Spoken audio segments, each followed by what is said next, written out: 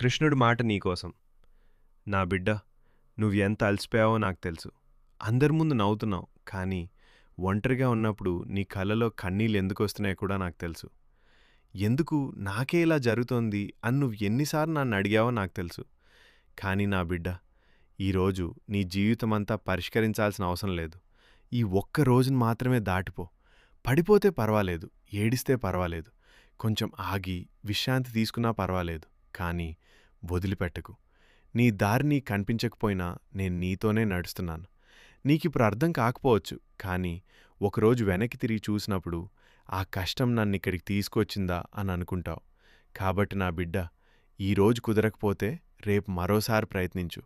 ఈసారి ఒంటరిగా కాదు, నాతో కలిసి కాదు, నాతో కలిసి. నువ్వొక్క అడుగు వేస్తే నీకోసం నేను 1000 అడుగులు వేస్తాను. నన్ను నమ్ము, నేను నీతోనే ఉన్నాను.